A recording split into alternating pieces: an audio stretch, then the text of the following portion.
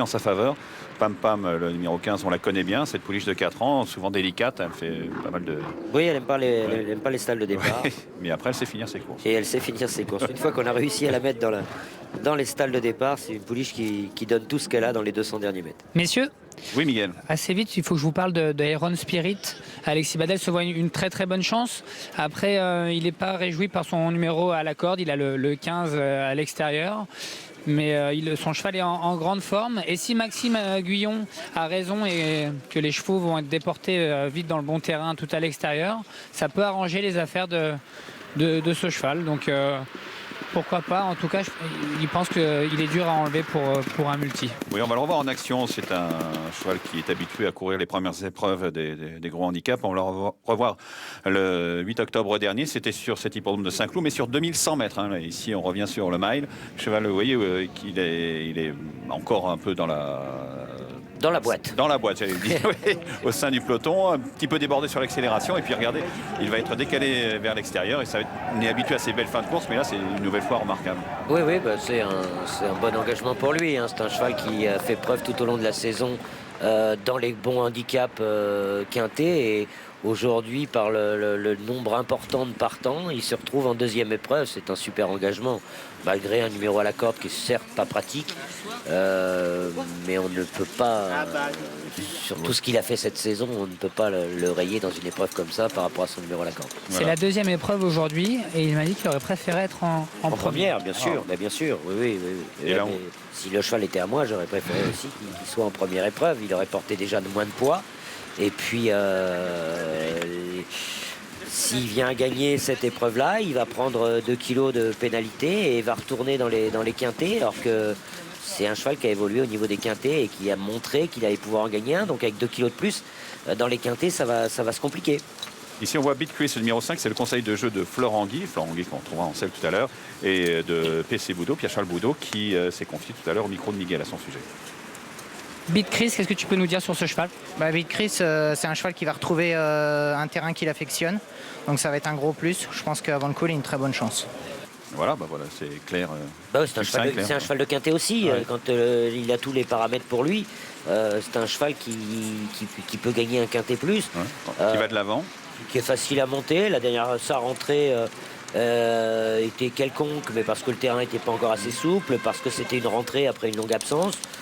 Mais on peut penser que son entraîneur et son propriétaire vont axer ses courses pour la fin de la saison. Hein. Voilà, c'est une course qui est ouverte, bon, comme beaucoup de handicaps évidemment, Dominique. À Vadanor, le numéro 3 qui a 19 contrats, ça peut paraître un peu cher. Certes, il reste sur un échec à Longchamp le 3 octobre, mais auparavant il y avait plusieurs bonnes courses. Il y a notamment une fois derrière Mougamara qui a répété, qui s'est imposé depuis. Voilà, c'est parmi les nombreuses possibilités, avec Olivier Pellier-Ancel, ce qui ne gâche rien, évidemment une chance possible. Oui, moi j'ai un cheval qui a une cote intéressante que j'aime beaucoup. Alors c'est peut-être parce que je l'aime beaucoup que je le vois, c'est Cut into the Rock. Le numéro 18. Qui lui aussi va avoir aujourd'hui son terrain, qui a un bon numéro de corde. Supplémenté d'ailleurs. J'ai pas été supplémenté pour participer. On le voit là. C'est un vieux tonton qui est sympa à suivre, qui fait toujours ses courses quand il a son terrain. Ses 2 dernières courses sont pas mauvaises. Donc attention à lui avec un petit poids en bas de tableau. Je fais qu'on va également voir dans le groupe de tête en principe. Oui, c'est un peu à son envie, hein. C'est un peu lui qui décide, mais c'est vrai que quand il sent qu'il a la pointure, c'est un cheval qui est assez véloce en partant et qui peut s'installer près des chevaux de tête. Alors on va voir si les jockeys, en tout cas peut-être ceux qui sont un peu en retrait à l'entrée de la dernière ligne droite, vont prendre l'option de l'extérieur. C'est la première course avec beaucoup de partants de cet après-midi. La piste, comme nous l'a dit Pierre-Charles Boudot notamment, est bien souple. Est-ce qu'on va peut-être voir des jockeys prendre une tactique audacieuse, changer, au lieu de rester sur le rail, aller chercher la vis extérieure? On sait que c'est un avantage quand les pistes sont très lourdes. Aujourd'hui, c'est très souple, mais c'est pas encore très lourd.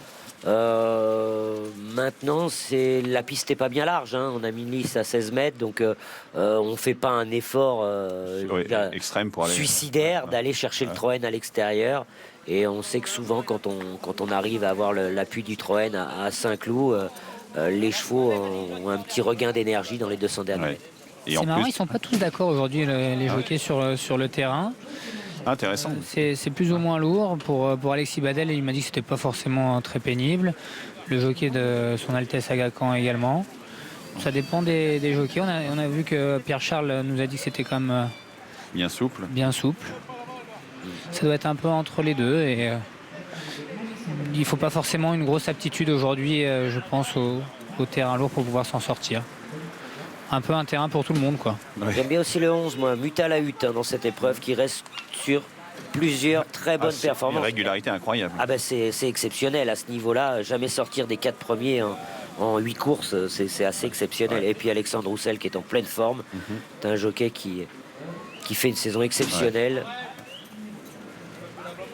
Et son entraîneur, Christophe Lotou, quand il se déplace à Paris, en règle générale, c'est souvent avec des ambitions. On a vu la casaque de la marquise de Moratalia, c'est Grace Lee, le numéro 9, un peu baissé au poids, qui a peu couru cette année.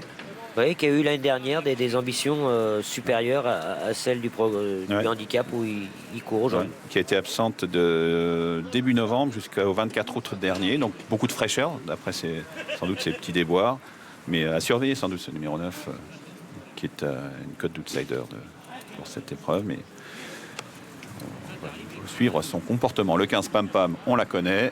Oui, il y en a pour un petit moment, à moins qu'elle soit de bonne humeur. La tête, c'est des... Elle a l'air rentrée toute seule. Oui, Ben vous voyez, regardez, jockey, c'est ça mieux. fait mentir. Pam Pam est décidé. oui.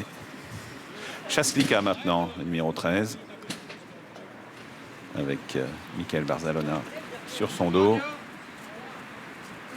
Donc on est dans l'expectative au niveau du terrain. Nous on a fait. On est un peu entre deux eaux, oui. Oui, bah, écoute, on a prôné les chevaux de terrain très souples dans cette épreuve. On s'est peut-être planté. On va voir ça tout de suite, parce que le départ est imminent. Et voilà parti pour ce prix des falaises de Crais sans le 7 Minani, avec un bon départ du gris Serenu, le numéro 10, avec également à son côté Montefanum, le numéro 12, casaque verte à pois jaune. Las Amadeus Wolfstone est à son extérieur, avec Beat Chris, le 5, ce gris très clair, avec également casaque noir, le 18 Cut Into the Rock côté corde, qui vient devant Pam Pam, le numéro 15, casaque écossaise manche jaune. En sein du peloton, le 11 Mutalahut est à la hauteur de Magician Make My Day, le numéro 14, avec également en sein du peloton la grise Chaslika, le numéro 13. Vadanor, le numéro 3, casaque vert clair, est également très bien placé dans le sillage du groupe de tête. C'est pour l'instant Katouchaba, le 17, qui ferme la marche pour aborder le tournant de la Fouilleuse avec le 6 Stormy Ride, avec toujours le 12 Montefanum, avec Stéphane Pasquier en tête. Le train qui est assez régulier, avec le 10 Serenu à son extérieur. En noir, le 18 Cut Into the Rock est là, avec l'As Amadeus Wolfstone et Delphine Santiago à l'extérieur. Devant le gris Beat Chris, le numéro 5, et le 3 Vadanor, casaque vert clair à couture. Amiga Intima n'est pas loin, casaque rose, c'est le numéro 8, avec Pam Pam qui patiente. Chaslika, qui a été contrarié un instant, vient au sein du peloton avec Mutalahut. Entrée de la dernière ligne droite, le favori, le 2, Iron Spirit, complètement à l'extérieur, tente de se rapprocher, avec toujours la casaque verte du 12, Montefanum en tête devant Cut Into the Rock, qui est aux côtés de Serenu, le numéro 10, Vadanor, casaque vert clair, là Amadeus Wolfstone avec la casaque orange, le 4, la petite maison, n'a pas le passage côté corde, ronge son frein, au contraire de Iron Spirit, le 2 qui vient de plus en plus fort à l'extérieur, avec le numéro 2, Iron Spirit, qui passe à l'attaque avec le numéro 8, Amiga Intima, qui vient avec à l'accord le numéro 12, Montefanum, qui se défend bien, et à l'extérieur, le belle fin de course du 9, Gracious Lee, avec Gracious Lee, le numéro 9, qui semble en prendre le meilleur aux abords du poteau. C'est le 9, Gracious Lee, qui s'impose devant le 8, Amiga Intima, la photographie toutefois avec le 2, Iron Spirit. Ensuite vient peut-être le numéro 15, le numéro 11, Mutalahut. C'est Michael Berthaud et le 9 Gracious Lee qui s'impose de belle manière tout à l'extérieur dans une dernière accélération de jolie manière. Ensuite on va afficher une photo entre le favori, le 2 Iron Spirit, et à la corde le 8 Amiga Intima. C'est le 15 qui prendra la 4e place devant le 12 Montefanum. Ouais, je pense que Iron Spirit est deuxième. On a l'impression. Hein. Ouais, Sûr. ouais, sûr. Ouais. Petite photo quand même, non? Oh oui, il y a photo. Toujours être plus prudent, mais on a obligé pour les gens qui savent pas où est le poteau de Saint-Cloud. Je l'ai pas trouvé forcément dans la bonne, ça va être serré. Ouais. Ça va être serré. Gracious Lee, c'était bon, il y avait 1 kilo de décharge, c'était la seule décharge de la course. Bon, mais Ouais, puis on Alain a- Droit Dupré. Alain Droit-Dupré, Michael Berthaud qui est un jeune apprenti qui sait tenir ses rênes. Il était loin dans le parcours, incroyable. Ouais, bah, Très, très loin. Aaron Spirit aussi. Hein. Iron Spirit à l'extérieur, mais il y a eu un peu de train, même si le peloton est resté compact. Alors on va voir la petite maison, ça a été un cauchemar à la fin. On Ouais. croirait un petit peu battu par le poids, Iron Spirit, parce qu'il fait sa ligne droite, il fait son accélération et ensuite il coince un petit peu dans C'est la vrai. phase finale. Ouais, mais je pense que c'est un cheval de quintet dans une deuxième épreuve qui est battu par un cheval de quintet qui était dans une deuxième épreuve. Hein. Et qui a gagné sans doute peut-être grâce à la décharge également. Ouais, Les kilos, ils sont à ça. l'arrivée. Alors que la chef suisse s'est imposé avec Michael Berthaud qui est aux côtés du cheval à chef. Michael, quelle pointe de vitesse? Vous étiez loin à l'entrée de la ligne droite. Oui, elle s'est montrée très détendue. C'est une jument que quand elle est détendue, elle est capable de très bien accélérer. Après une longue absence comme ça, la revoir faire des belles fins de course comme ça,